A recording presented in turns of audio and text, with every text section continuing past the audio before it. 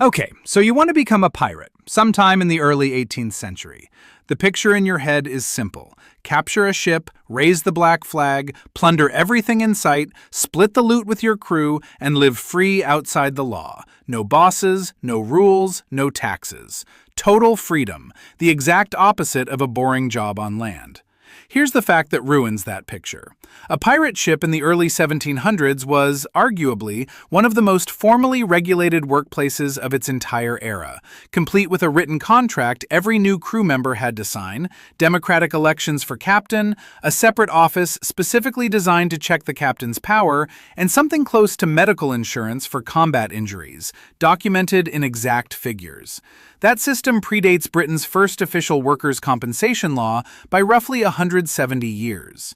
In other words, armed criminals outside the law invented an employment contract fairer than what most legal sailors of the time actually had. So let's actually walk through what it meant to be an owner, or really a co-owner, of a pirate enterprise in the early 18th century. Not the legend of the carefree sea robber, the real structure of a business built by men that every government on the planet was officially hunting down. First, it's worth understanding who actually became a pirate and why. Most pirates of the so-called Golden Age didn't start their careers as pirates. They started as ordinary merchant sailors, navy sailors, or, crucially, privateers. Private seamen a government officially authorized to plunder enemy ships during wartime, issuing what was called a letter of marque. This was a completely legal, state-sanctioned form of maritime robbery. The problem arrived in 1707, when England signed peace treaties with France and Spain. Thousands of privateers and sailors lost their jobs overnight, with no alternative employment waiting for them. Picture the scale of that. An entire industry that had legally supported tens of thousands of armed, combat-experienced men essentially declared itself illegal in a single stroke. And instead of simply disappearing, a significant share of those men kept doing exactly what they'd been doing before, just without official permission now, and now against any flag at all, including the very one they'd been serving under a year earlier. Here's what genuinely strikes me about this. Golden Age piracy isn't really a story about born criminals dreaming of robbery. It's a story about mass unemployment among highly skilled specialists in one very narrow industry, whose government simultaneously closed every legal door available to them. Now here's where piracy had a genuinely unique economic advantage over almost any other business of its time. Startup capital was close to zero. Unlike the owner of a workshop or a merchant who needed years of savings poured into goods, equipment, or a ship, the first real asset of a pirate enterprise was often captured, not bought. A crew could start with a small boat or even a mutiny aboard a merchant vessel, seize its first prize, move on to it if it was faster or better armed, and keep going from there with a bigger ship. But don't assume this was actually a zero-cost operation. Keeping a ship at sea meant a constant drain of resources. Provisions spoiled, hull timber rotted in salt water, rigging wore out, and cannons and gunpowder needed constant replenishing. And here's something that genuinely struck me while researching this. The single biggest recurring expense on a pirate ship wasn't weapons or repairs. It was food and fresh water for a crew of 100 or more armed men who spent weeks at sea at a time, often without making port at all. This is where the naive picture really starts to crack. Capturing a ship was only half the job. The uncomfortable truth is that the vast majority of captured vessels weren't hauling gold and jewels the way the movies suggest. Most of the time, the holds were packed with completely ordinary cargo: sugar, tobacco, cloth, grain, building materials, and sometimes enslaved people, transported as merchandise by traders of the era. That cargo had real market value, but that value still had to be converted into usable cash. And that's where a hidden expense appears, one almost nobody ever talks about: selling the loot. A pirate couldn't just sail into any port and sell stolen cargo on the open market. He needed what's known as a fence, a corrupt colonial official, governor, or merchant willing to look the other way about where the goods came from in exchange for a significant cut of the profit. In effect, every successful raid ended with yet another commission owed to somebody on land, purely for the privilege of turning stolen goods into money anyone could actually spend. There's another layer to the fencing relationship that's easy to miss. A corrupt official willing to buy stolen goods wasn't taking a one-time risk for a one-time payoff. He was entering into an ongoing, quietly profitable relationship, and that gave him real leverage over price. The pirate crew holding a hold full of sugar or cloth had no other realistic buyer waiting nearby, no competing market to shop the goods around to, and every day the cargo sat unsold was a day at risk spoiling, being discovered, or simply becoming a liability instead of an asset. The fence knew all of this, so the price paid for stolen cargo routinely settled well below its honest market value, meaning a portion of every successful raid's profit was effectively taxed away twice, once by the risk of the raid itself, and again by the very small pool of buyers willing to touch the goods afterward. In economic terms, pirates operated in a market with exactly one buyer and no real ability to negotiate, which is about as weak a bargaining position as a seller can occupy. Now for the part that honestly surprises me the most in this whole story.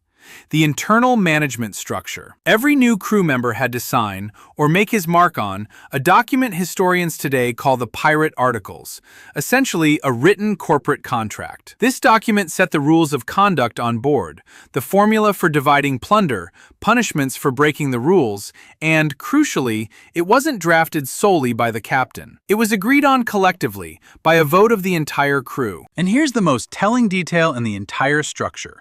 A pirate captain's authority was surprisingly limited outside of active combat. In battle, his word was law. Otherwise, the crew would simply die from indecision. But in every other moment, decisions about which direction to sail, how to allocate provisions, and matters of discipline were made by crew vote, alongside a separate, also democratically elected position, the quartermaster. The quartermaster essentially functioned as a check on the captain's power. He was responsible for dividing the plunder, settling internal disputes among crew members, and could even veto a captain's decision if it seemed reckless or unfair.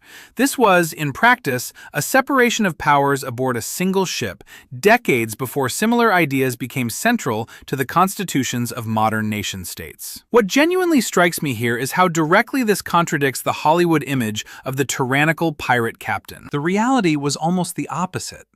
Captains who turned out to be too cruel or too cowardly could simply be voted out and replaced by the crew. It's worth pausing on just how unusual this democratic structure really was for its time. Naval and merchant ships of the same era ran on rigid, top-down hierarchy. A captain's word was absolute, punishment could be brutal, and an ordinary sailor had essentially no say in decisions that could get him killed. Pirate crews inverted that relationship almost completely. The captain served, in a very real sense, at the pleasure of the men who elected him, and could be removed the same way he was chosen. Historians studying the surviving articles have pointed out that this wasn't born out of some romantic belief in equality. It was a practical solution to a genuinely difficult coordination problem. A ship full of armed, unsupervised men with a shared financial incentive needed some mechanism to stop that incentive from tearing the crew apart from the inside. Elections, a written contract, and a formal division of power between captain and quartermaster turned out to be a remarkably effective answer. The articles usually went further than just governance and pay. Many surviving versions banned gambling outright, restricted drinking during active operations, and forbade bringing women aboard without consent, with harsh, sometimes lethal penalties written directly into the contract for anyone who broke those rules. None of this was about morality for its own sake. A crew that gambled away its shares before making port, or that dissolved into drunken infighting in the middle of an operation, was a crew that put everyone's payout and everyone's life at risk. The rules read less like a code of honor and more like the operating manual of a business trying to keep its most volatile asset, its own workforce, from destroying the enterprise from within. Now let's talk about where the money actually went, because the structure here is far more complex and honestly far fairer than the simple picture of the captain taking everything while everyone else gets scraps. Under the surviving pirate articles historians have documented, plunder was divided according to a clear, pre-agreed formula. formula. The captain and the quartermaster received a larger share, usually 2 to 5 times that of an ordinary sailor, depending on the specific ship. Next came specialists, the ship's carpenter, the gunner, the navigator, who received a somewhat larger portion for their specific skills. The remainder was split evenly among the ordinary crew, including men who had joined only recently. But here's the detail that personally struck me the most in this entire system. Before dividing the plunder at all, many crews set aside a portion into what was called a public fund, essentially an insurance reserve for injuries. This wasn't some vague act of charity. The surviving articles of the famous Captain Bartholomew Roberts spell out exact compensation amounts for specific injuries. 600 pieces of 8 for the loss of a right arm, 500 for the left, the same for a right leg, 400 for a left leg, 100 for a lost eye, 100 for a finger. Every body part had a price, agreed on in advance by the entire crew. Stop for a second and sit with that alongside me. This is, quite literally, a formal workers' compensation schedule for on-the-job injury, written down almost 2 centuries before comparable laws began appearing in legitimate European jurisdictions. Men who were hanged for breaking the law had built themselves a social safety net fairer than anything offered by legal employment in the merchant or naval fleets of their own time. It's worth noting just how extreme individual outcomes could get within this same system. Bartholomew Roberts, the same captain whose injury compensation schedule we just walked through, is credited by historians with capturing more than 400 vessels over the course of his career, making him arguably the most commercially successful pirate of the entire Golden Age. A single well-run operation like his could put more prizes through its books in a few years than most legitimate trading companies of the period. And yet, even Roberts's story ends the same way almost every pirate story of this era eventually did. Killed in action off the coast of West Africa in 1722, once the Royal Navy finally caught up with him. Success in this business bought reputation and short-term wealth. It never bought long-term safety. Now for the story of how it all finally collapsed, and the biggest economic paradox buried inside this whole system. One of the most staggering hauls in pirate history, the capture of the Indian ship Ganji Sawai by the pirate Henry Every in 1695, brought in loot historians estimate at roughly £1,000 per crew member. For context, that dwarfed anything an ordinary merchant sailor could expect to earn across an entire lifetime. And here's where something genuinely interesting happens from a purely economic standpoint. When crews carrying that kind of money returned to pirate-friendly islands like Nassau in the Bahamas, local prices for absolutely everything, food, rum, services, simply exploded. Purely because a small island suddenly had an enormous amount of cash flooding in, while the actual quantity of goods stayed exactly the same. A textbook case of inflation, driven by a sudden surge in money supply, documented on a pirate island 300 years before the word inflation ever entered everyday economic vocabulary. But the real collapse of this entire industry didn't come from bad internal economics. It came because the cost of tolerating piracy for European governments eventually outweighed the benefit of simply looking the other way.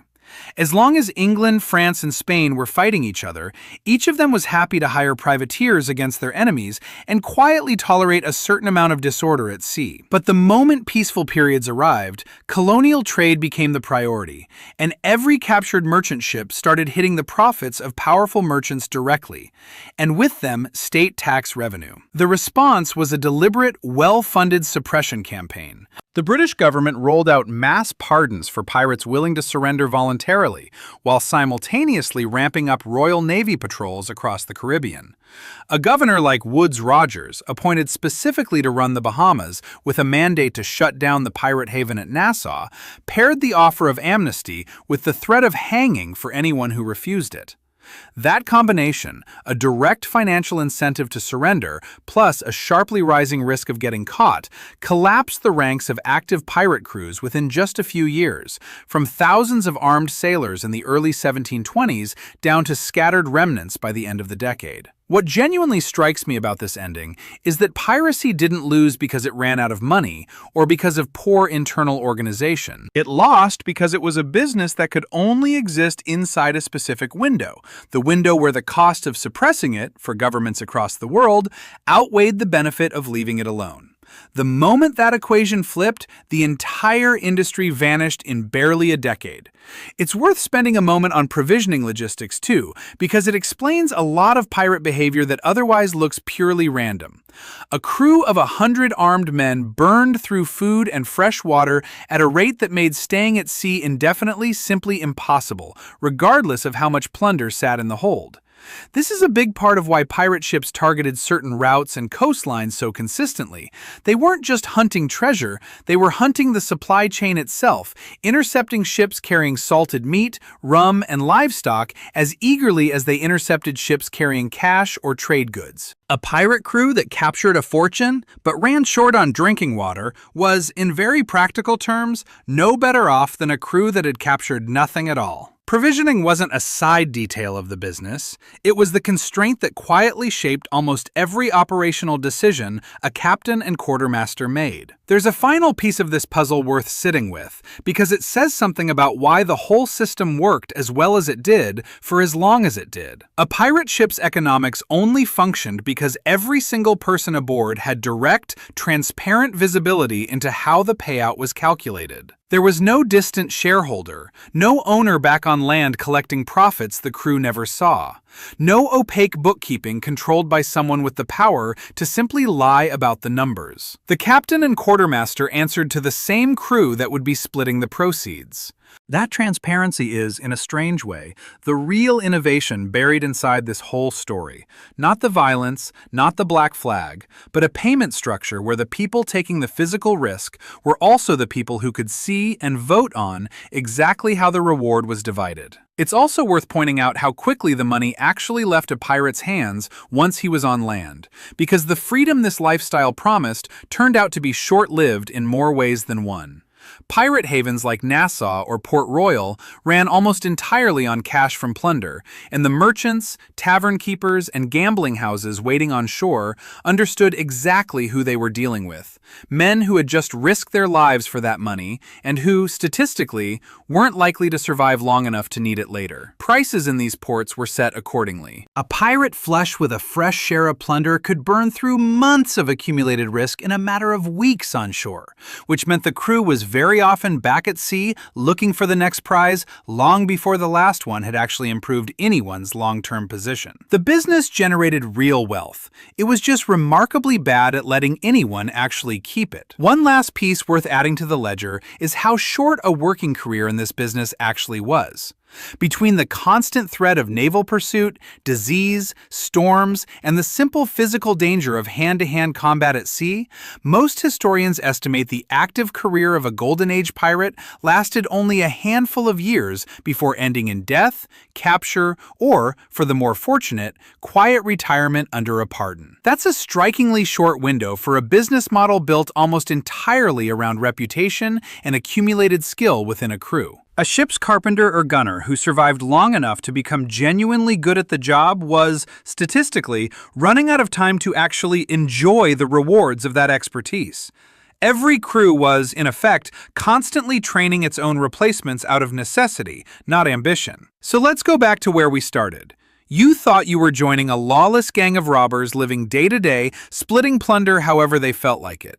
What you were actually joining was a remarkably structured cooperative enterprise, complete with a written contract, democratically elected leadership, a genuine system of checks and balances between the captain and the quartermaster, a clearly defined formula for dividing profit, and even a rudimentary but perfectly real system of insurance against workplace injury. You weren't a criminal outside every system. You were a member of one of the fairest labor structures of your entire era, built by men that the official economy on land had thrown overboard first. And that structure lasted exactly as long as it stayed cheaper for the governments of Europe to ignore it than to destroy it. The moment that math changed, the black flag didn't come down because the ship ran out of money, it came down because the cost of staying a pirate had finally climbed higher than the cost of surrender.